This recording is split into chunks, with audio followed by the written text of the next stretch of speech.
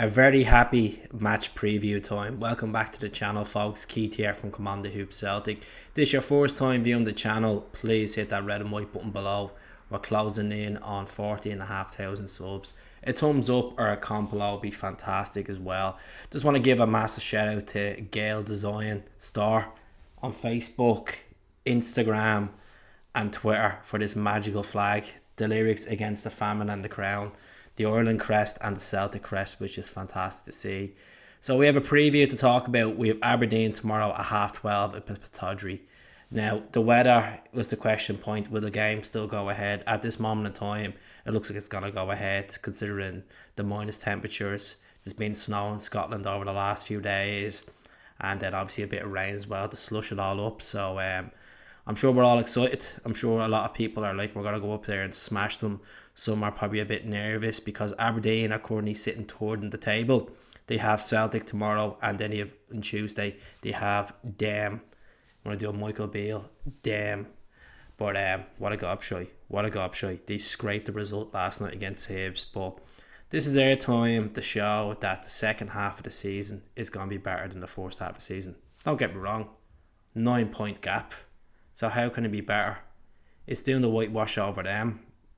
It's being consistent, not taking things for granted, keeping a discipline, and scoring goals like the way we did at the start of the season and the end of last season as well.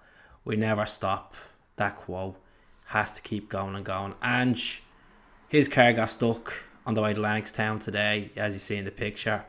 And, you know, he made it for his press conference, he made it for training, and phenomenal manager. I hope he's enjoyed my podcast last night. So what I'm expecting from Aberdeen tomorrow is a tough game, a really tough game. Obviously Liam Scales can't play against Celtic because it's his parent club. He's been a revolution up there.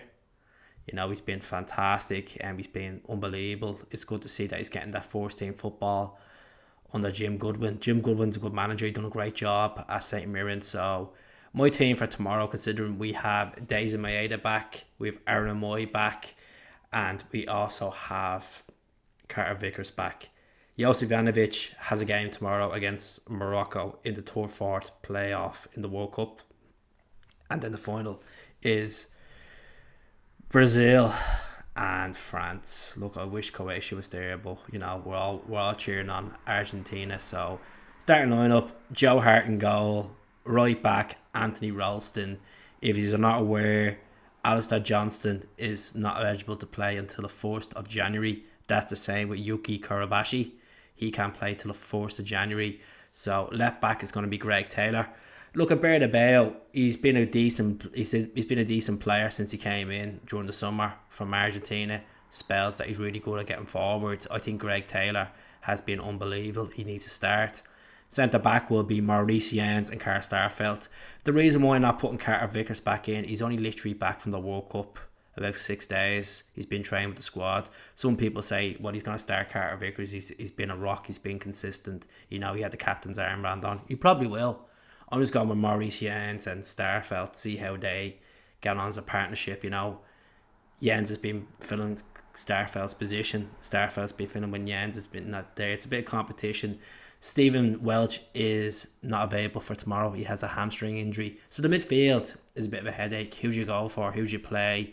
I'll go with Callum McGregor. He's back to full fitness. The skipper has to play. Simple as that. No if but maybes. He plays. And that's what we need. We miss Cal.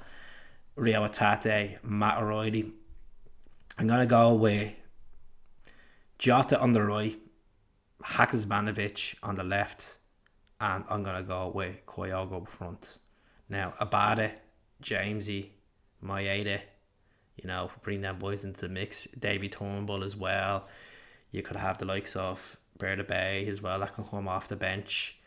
Aaron Moy that can come off the bench. So we do have a quite strong bench. I just think Aberdeen will cause threats. And the last 2 times we went there, we've conceded goals against Aberdeen. Clumsy goals as well. But Jota helped us over the line. And I can fancy Jota scoring against them tomorrow, to be honest, which is like he has a good record against Aberdeen. Look at the goal he scored at the start of the season at Celtic Park. Well, probably the goal of the season. So we shall see. I'm going to fancy 3-1. 3-1. I think Jota's going to score 2 tomorrow. And I think Giakoumakis will come off the bench and score.